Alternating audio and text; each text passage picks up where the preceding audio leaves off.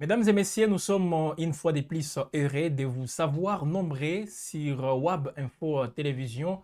En tout cas, l'information nous caractérise, les informations rares. Comme vous le savez, c'est nul par ailleurs que sur WAB Info Télévision. Pourquoi ne pas faire les points sur ces nouveaux bras de fer entre la République démocratique du Congo et le Rwanda?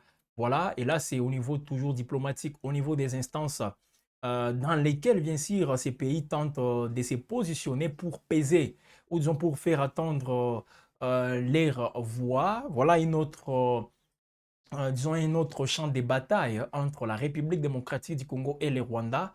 Donc, on est loin d'assister à une désescalade, messieurs et dames, de ces conflits entre les deux pays. Alors, cette fois-ci, c'est des bonnes guerres. Au niveau de l'OIF, on va en parler parce que dans le Conseil des ministres, la décision a été prise pour que la RDC ait son candidat justement pour les prochaines échéances électorales concernant les postes du secrétaire général de cette organisation. On va en parler. Qu'est-ce qui se passe aussi sur les différentes lignes de front, surtout dans le territoire de Massissi, où une accalmie a été observée hier vendredi après des rites de combat ayant opposé les forces donc les miliciens Ouazalendo aux éléments de l'AFC M23. On va faire un point justement sur cette situation, mais aussi toutes ces missions diplomatiques qui continuent toujours à être menées au niveau de l'Union africaine, hein. Justement, on a vu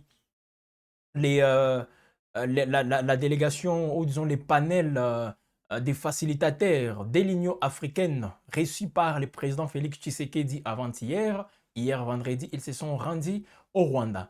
Comment la rencontre avec le président rwandais Paul Kagame s'est déroulée? On va en parler. Mesdames et messieurs, vous êtes nombreux sur Web Info comme toujours. C'est toujours pour nous une motivation en vous voyant, surtout en constatant aussi vos différentes, en lisant vos différentes réactions, que ce soit par des commentaires, que ce soit même par des j'aime, des partages, ça nous fait énormément du bien. C'est grâce à vous, ça je dois encore une fois le dire, c'est grâce à vous qu'aujourd'hui, Web Info est à ce niveau-là. Être la première chaîne en République démocratique du Congo. Je dis bien en République démocratique du Congo en termes d'abonnés, c'est parce que vous nous faites confiance. Et cette confiance, on ne peut jamais la trahir. Alors, bienvenue une fois de plus. À l'OIF, une bataille s'ouvre. République démocratique du Congo contre les Rwandais. Oui, la Rwandaise Louise Mushikiwabo, qui est toujours secrétaire de l'Organisation internationale de la francophonie, pendant que les Congolais disaient comment expliquer une Rwandaise peut occuper ces postes-là, pendant que les Rwandais, sur le plan francophone, en termes d'y parler français, les Rwandais ne pèsent pas par rapport à la RDC, mais bien, les gens ont été surpris de voir Louise Mushikiwabo briguer des mandats consécutifs. Et voilà, aujourd'hui, elle est prête pour briguer un troisième mandat. Et la RDC est contre cette, cette décision et tout porte à croire aujourd'hui que Louise Mushikiwabo, donc elle est bien partie pour briguer un troisième mandat. Voilà pourquoi la RDC revient à la charge en lançant sa propre candidature. Ça a été décidé hier en plein conseil des ministres. Alors je vais exploiter avec vous un article de wab-info.com pour d'amples détails. Revenons justement sur cette candidature, voilà, de la République démocratique du Congo. Alors, les uns posent des questions. Est-ce que la RDC est bien préparée pour justement contrer la Rwandaise Louise Mushikiwabo? Alors, on va donc exploiter ensemble, mesdames et messieurs, cet article. La République démocratique du Congo, comme on le sait tous, entre officiellement dans la course à la tête de l'Organisation internationale de la francophonie. Kinshasa qui a donc décidé de présenter son propre candidat, ou disons sa propre candidature en réaction à la candidature de la Rwandaise Louise Mushikiwabo qui ambitionne, comme je le disais, un troisième mandat consécutif. Alors, la décision qui a donc été rendue publique hier vendredi à l'issue du Conseil des ministres, selon les comptes rendus officiels du gouvernement à travers cette démarche. Voilà la RDC qui affirme ici sa volonté d'épaiser davantage. Voilà les motivations de la RDC. Peser davantage dans les instances de la francophonie et de défendre les principes de l'alternance à la tête de l'organisation. Rappelez-vous, les derniers jets de la francophonie qui ont eu lieu en République démocratique du Congo. Et voilà, tout le monde a dit, voilà comme la RDC aujourd'hui est le deuxième pays, donc francophone, mais en termes de populations parlant la langue française, la RDC est même devant la France elle-même, en termes de populations qui parlent cette langue. Donc, voilà autant de motivations pour la RDC, enfin encore une fois, de bien se positionner et occuper surtout ces postes du secrétaire de l'OIF. Alors, suivez ici, mesdames et messieurs, l'extrait du compte rendu du Conseil des ministres, dans lequel, bien sûr, le porte-parole du gouvernement, Patrick Mouyaya, revient sur cette décision de la République démocratique du Congo de briguer, donc de postuler aussi, de déposer sa candidature pour le poste du secrétaire général de l'OIF. Un organe très important parce que si on revient encore une fois en arrière avec tous les noms qui sont passés déjà au niveau du secrétariat général de l'OIF, en tout cas ce sont des grandes personnalités. Ici, vous le savez, les Sénégalais, il y a un Sénégalais voilà, très connu dans le monde diplomatiques. Alors, ils sont nombreux, hein, ces personnalités-là qui souvent voilà, interviennent au niveau du secrétariat général de l'OIF. Et la RDC veut aussi, en tout cas, prendre ces postes-là. Suivez l'extrait du compte rendu ici par les porte-parole du gouvernement, Patrick Mouyaya. Le deuxième volet de sa note portait sur notre stratégie diplomatique et enjeux liés à l'élection à la tête de l'Organisation internationale de la francophonie.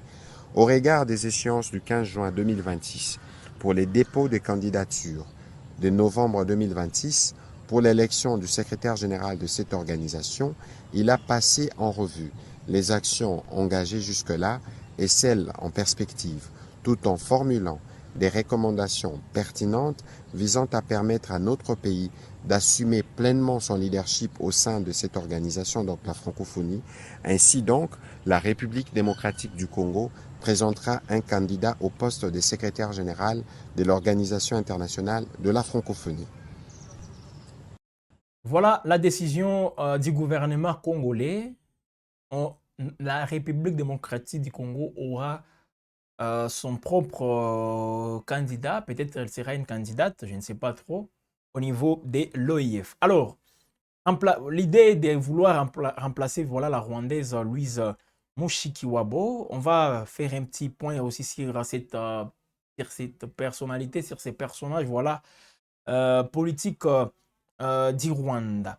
Alors, voilà donc une initiative justement pour la RDC, une initiative qui intervient dans un contexte aussi diplomatique, tandis entre Kinshasa et Kigali, parce que tout ceci, mesdames et messieurs, est marqué par cette persistance voilà, de la crise sécuritaire dans l'Est de la République démocratique du Congo. Alors pour les autorités congolaises, la candidature de Louise Mushikiwabo n'est peut-être dissociée à toutes ces réalités géopolitiques. Donc pour la RDC, avoir une Rwandaise encore une fois à la tête, donc au niveau du secrétariat de l'OIF, c'est aller à la contre ou disons c'est ignorer toutes les réalités aujourd'hui sur les plans sécuritaires qui pèsent sur la République démocratique du Congo ou même au niveau de la sous-région des Grands Lacs. Donc voilà toutes les motivations de la République démocratique du Congo. C'est très difficile. Si c'était une autre personnalité politique en course pour les secrétariats généraux, pour ces postes de secrétaire général de l'OIF, eh bien, la RDC n'allait pas aussi se mobiliser comme elle est en train de le faire aujourd'hui pour occuper ces postes. Mais c'est parce que c'est une personnalité rwandaise qui veut briguer un autre mandat. Et là, pour la RDC, ça ne passe pas. C'est comme qui dirait, la RDC s'apprête aussi à occuper les postes. Donc, en image, là, vous voyez Louise Mushikiwabo. Je crois qu'on va faire même les points sur ces personnages rwandais. Donc déjà, c'est pour la République démocratique du Congo, c'est inacceptable qu'on laisse la voie libre à la rwandaise de devenir, de briguer encore un nouveau mandat au niveau de l'OIF. Alors, qui est Louise Mushikiwabo? Comme Faustin Mouiwa qui nous réalise, vous montrez déjà ces images. Ces personnages, mesdames et messieurs rwandais, comme je le disais, née le 22 mai 1961 à Kigali, est une femme politique rwandaise, ministre de l'Information puis des Affaires étrangères du Rwanda de 2009 à 2018. Je dis bien 2009 jusqu'en 2018. Elle a passé au total 9 ans à la tête du ministère des Affaires étrangères du Rwanda. Donc, elle connaît tous les rouages, tous les sillages diplomatiques, justement, que ce soit au niveau africain, tout comme au niveau international. La dame que vous voyez. Par rapport à tous ces conflits sécuritaires dans l'Est de la République démocratique du Congo, rappelez-vous, lors de la signature des accords de paix appelés à Manileo, tout comme toutes les opérations conjointes menées entre les forces rwandaises et les forces armées de la République démocratique du Congo, donc les RDF et les FARDC, Louise Mushikiwabo était aussi aux avant-postes, mesdames et messieurs, lors de la prise de toutes ces grandes décisions. Donc, la naissance de l'AFCM de M23 en 2012 a eu lieu pendant que Louise Mushikiwabo était ministre des Affaires étrangères du Rwanda. Rappelez-vous d'une bataille aussi communicationnelle entre Louise Mushikiwabo, ministre des Affaires étrangères du Rwanda, et à l'époque, le porte-parole du gouvernement congolais, Lambert Mende Omalanga. Il y avait en tout cas une bataille, je dirais verbale, sur des chaînes de radio nationales ou même internationales entre les deux personnalités. Voilà donc, mesdames et messieurs, Louise Mushikiwabo. Elle est élu secrétaire général de l'Organisation internationale de la francophonie OIF en octobre 2018 et entre en fonction, voilà, et officiellement, elle est entrée en fonction au niveau de l'OIF en janvier 2019. Alors, en novembre 2022, elle est réélue à la tête de l'organisation pour un second mandat. Donc, depuis entre 2022 jusqu'à maintenant, elle est entrée de gérer l'OIF. Elle est au niveau du secrétariat général de l'OIF, mesdames et messieurs, et elle compte briguer un troisième mandat. Voilà donc beaucoup un parcours aussi élogieux de cette dame au niveau donc au niveau d'abord du ministère de la communication du Rwanda et voilà au niveau même des affaires étrangères. Elle a elle a réussi justement à gravir plusieurs échelons pour se retrouver là où elle est aujourd'hui. Alors, nonobstant tout ce qu'on peut justement dresser comme portrait de cette dame, son parcours diplomatique, politique pour Kinshasa, le fait qu'une Rwandaise soit encore en lice pour un nouveau mandat, troisième précisément au niveau de l'OIF, en tout cas, il faut tout faire pour empêcher à ce que Louise Mushikiwabo soit réélu. Voilà pourquoi la RDC décide de lancer aussi sa candidature. Qui va porter cette candidature? Jusque-là, on n'a pas une idée aussi claire de justement de cette candidature. On ne sait pas quel sera les candidats pour la République démocratique du Congo ou la candidate, mais ce qu'il faut retenir, c'est que la RDC va déposer sa candidature. Ça a été décidé en plein conseil des ministres. Voilà pourquoi nous revenons, mesdames et messieurs, sur ça. Et c'est une nouvelle bataille entre Kinshasa et Kigali. Donc la RDC est en train de vouloir boucher là où les Rwandais essaient un peu de peser, ou disons de faire entendre sa voix partout dans plusieurs instances internationales. Ça a été fait même au niveau du Conseil de sécurité des Nations Unies lorsque la RDC a été élue au niveau des pays non permanents. Donc, il y a 3 pays non permanents au niveau de l'Afrique et la République démocratique du Congo en fait partie. Et la Somalie aussi. Donc, c'est un peu ça, mesdames et messieurs, une bataille aussi diplomatique. Tout ce que nous voyons sur les fronts militaires ne se limite pas juste à ces niveaux. Sur le plan diplomatique, la bataille, elle est aussi ride. Malgré tous ces accords conclus avec le Rwanda, mais la bataille reste toujours active, mesdames et messieurs. Et ce n'est pas seulement au niveau diplomatique, même sur le plan économique. Récemment, vous allez voir, récemment, on vous a même montré, je crois, les propos du ministre congolais du commerce extérieur, Julien Paluku, lorsqu'il disait que la RDC va conclure d'ici là, début février bien sûr, des accords sur le plan économique avec les Émirats arabes unis. Ça se confirme. Des accords avec l'ordre de la République démocratique du Congo, parce que pour la RDC, les Rwandais, ça c'est la version des autorités congolaises, les Rwandais viennent piller les richesses de la République démocratique du Congo, surtout l'or, pour l'acheminer où c'est direction Abu Dhabi, direction, je dirais même, donc plutôt direction les Émirats arabes unis. Et pour Kinshasa, il faut directement conclure des accords avec les Émirats arabes unis pour couper les branches sur lesquelles les Rwandais est assis. Voilà donc, sur le plan économique, il y a un autre front qui s'ouvre, mesdames et messieurs, contre les Rwandais, tout comme au niveau diplomatique, avec ce qu'on vient d'évoquer maintenant là, l'OIF qui devient aussi un autre champ de bataille entre la République démocratique du Congo et les Rwandais. Voilà en gros ce que ça représente. Voilà en gros toutes ces réalités, mesdames et messieurs. Eh bien, nous, on ne peut qu'observer et voir ce que ça va donner. Alors, est-ce que c'est ça aussi la question? Il ne faut pas postuler pour juste apparaître. Est-ce qu'on est bien préparé pour remplacer Louis Mushikiwabo à la tête de l'OIF?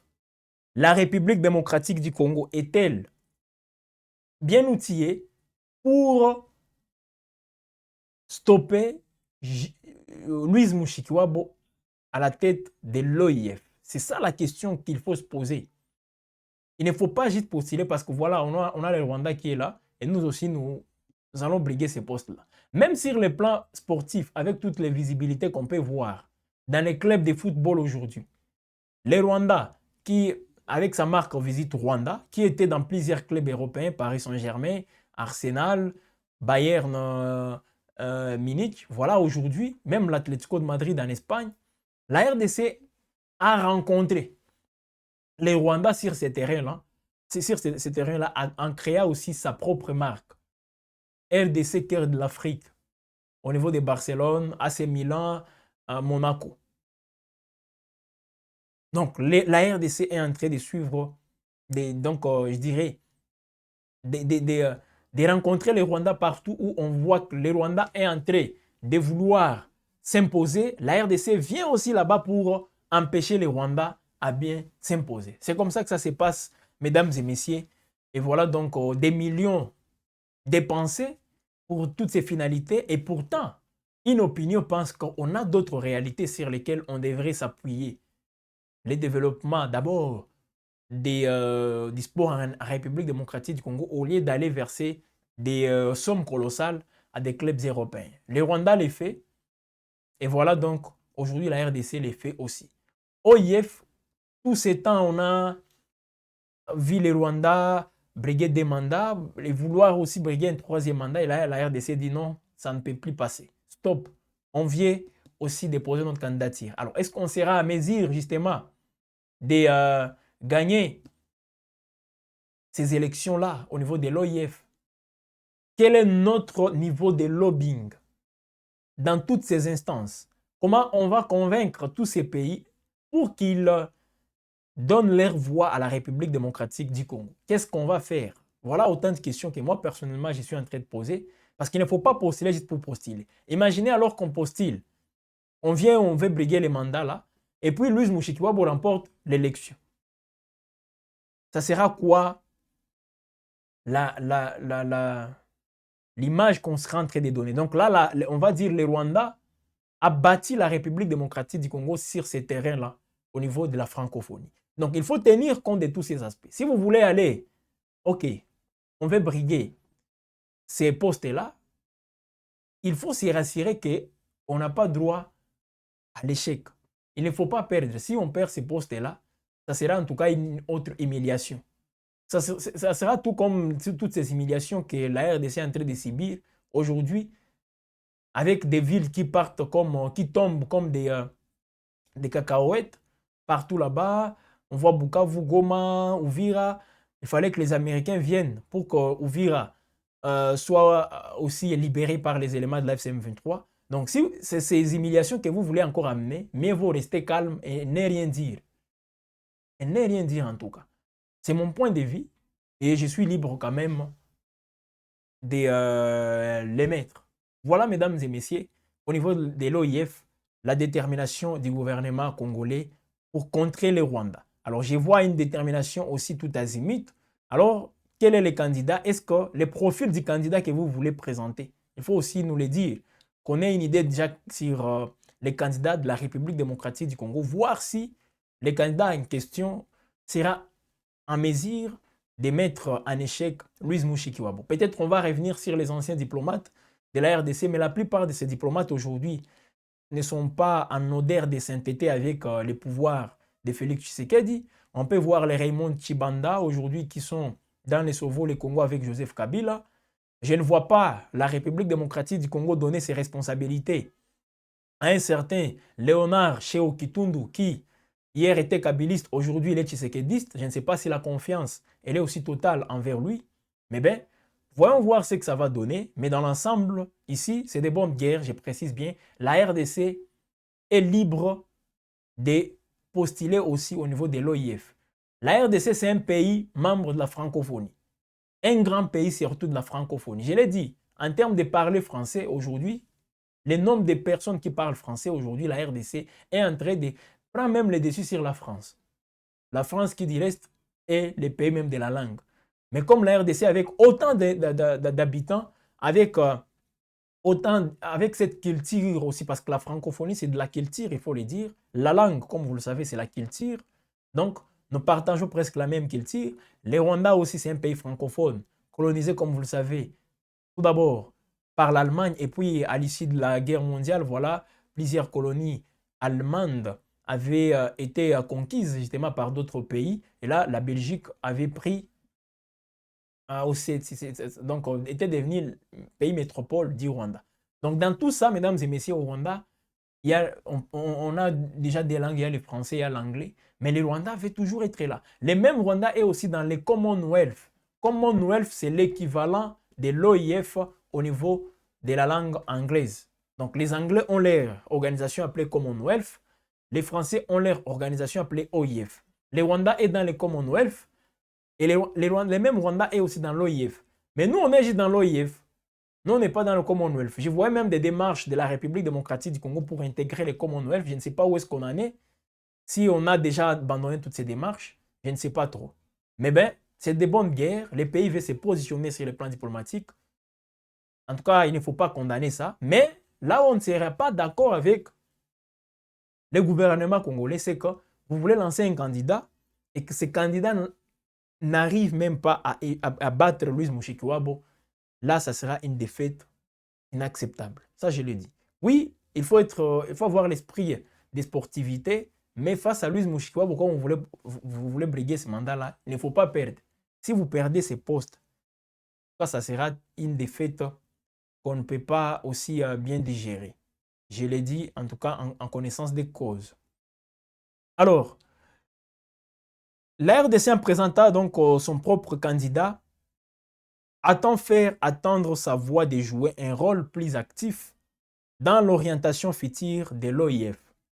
Parce que pour la RDC, voir Louis Mushikiwabo, donc la RDC prône beaucoup plus l'alternance au niveau de l'OIF. Oui, on prône l'alternance.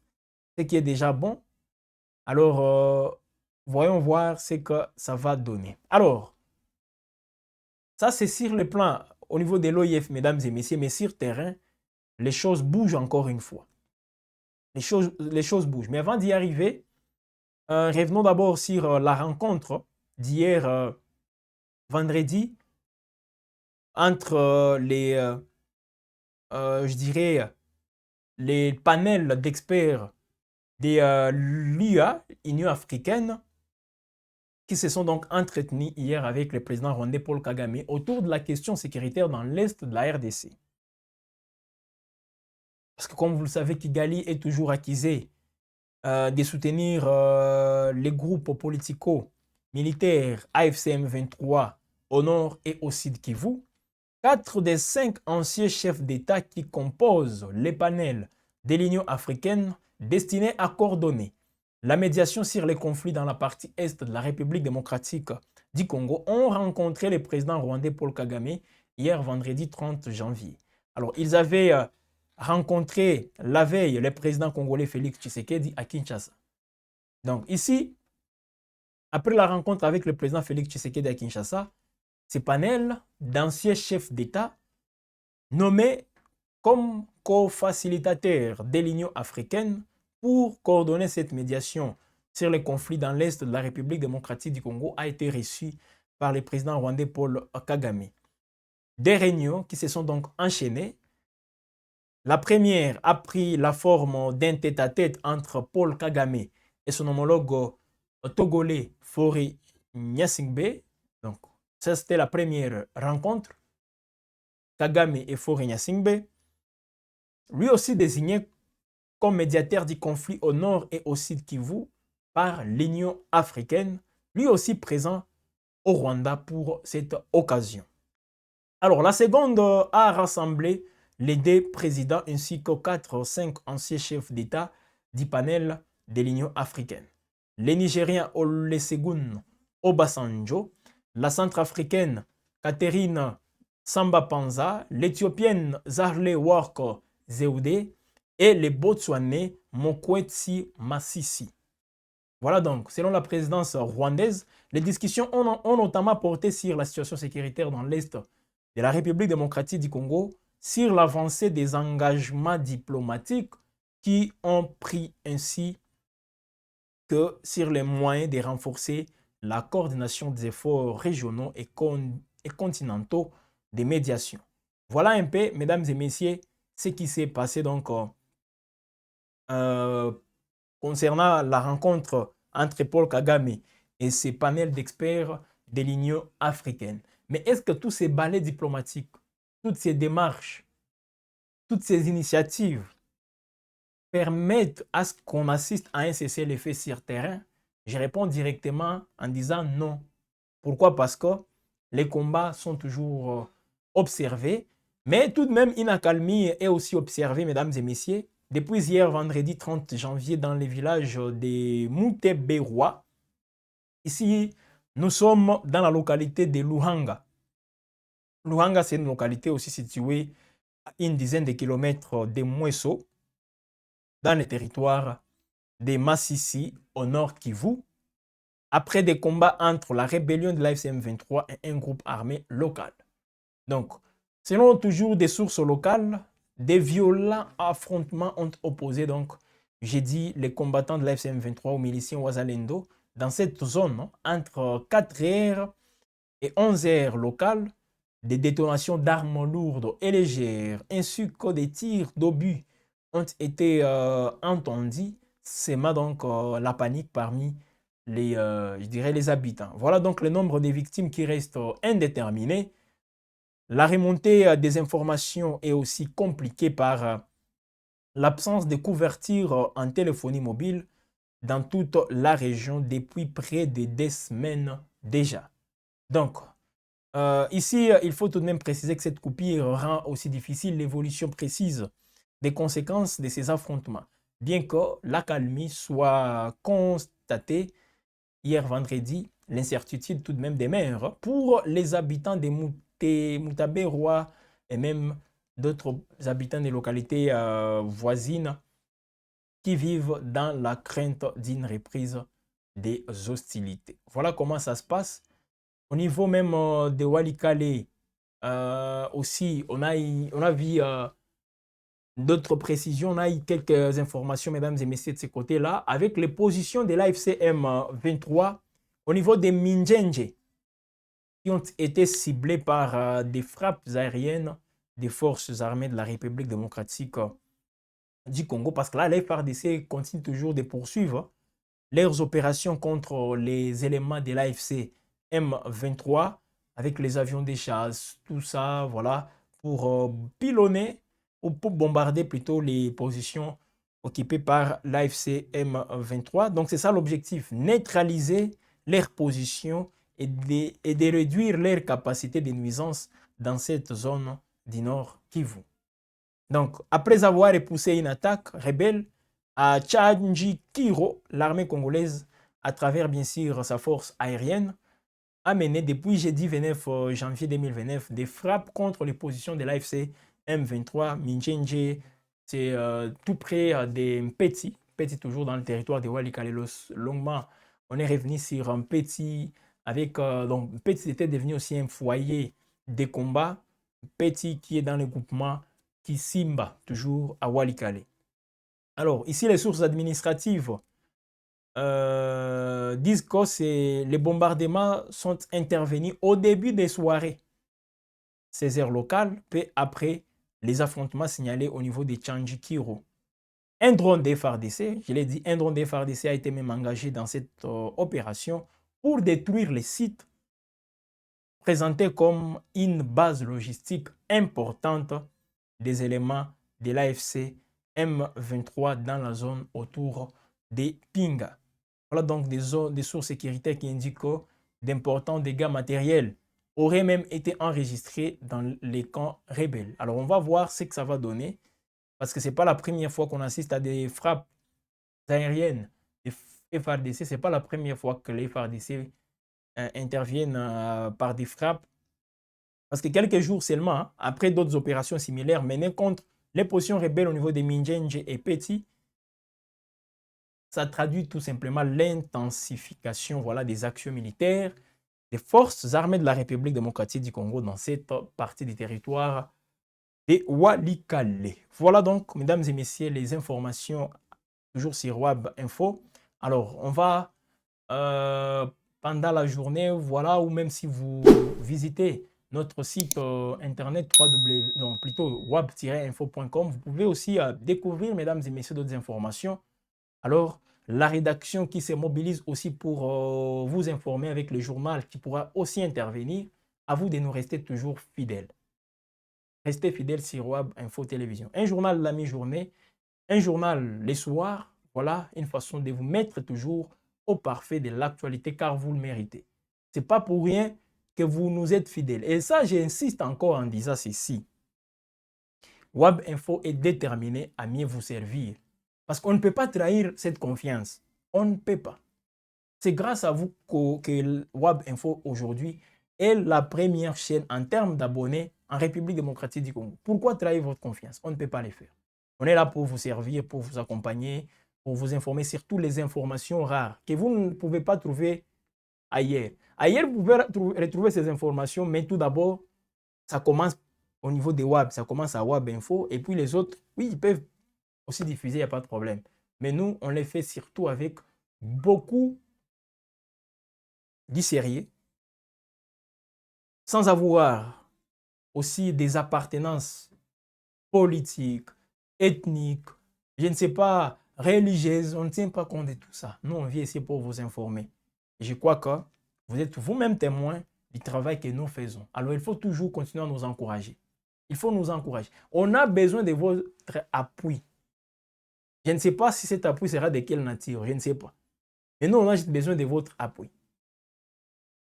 À vous de voir dans quelle mesure vous pouvez nous appuyer, parce que quelqu'un, même en étant abonné, en partageant souvent des liens, en faisant des commentaires aussi constructifs, contribue aussi au développement de la chaîne. Qui dit développement de la chaîne parle aussi du développement de l'information. La bonne information doit aussi être notre leitmotiv. On est en train de le faire et vous tous, partout où vous nous suivez, mesdames et messieurs, il faut s'inscrire dans cette logique. On ne vous demande pas de devenir aussi des journalistes, non. Mais c'est que nous vous demandons tout simplement, comme citoyen congolais, comme quelqu'un qui aime l'information, on vous demande juste de faire des gestes de bonne foi, voilà, Même le fait de partager, le fait d'aimer, le fait d'inviter d'autres personnes à s'abonner, ça nous fait aussi du bien. C'est aussi une façon de nous soutenir. Ça, je vous l'ai dit. Et il faut voir les conditions dans lesquelles aujourd'hui aborder la question sécuritaire de l'Est de la RDC, ce n'est pas du tout facile. C'est pas du tout facile. On a des sources partout là-bas. À Goma, on a donc, oui, en parlant des sources, ce sont des gens qui nous facilitent l'accès à toutes ces informations qui sont à Goma, à Bukavu, Uvira, toutes ces zones-là. Et je vous dis, ces gens-là sont en train de prendre des risques aussi énormes. Et avec tout ça, voilà pourquoi nous vous appelons à nous accompagner. On a besoin de votre accompagnement. On a besoin de votre soutien. C'est très important et j'insiste sur ce soutien-là. Voilà. On est à la fin de cette production. Merci à Faustin Mouhiwa de nous avoir réalisé. Merci à toute l'équipe WAB Info derrière cette production. Messieurs et dames, restez connectés sur votre chaîne. Abonnez-vous. Invitez d'autres personnes à s'abonner. Aimez, partagez et commentez. Bonne suite du temps chez vous et surtout, très bon week-end à vous.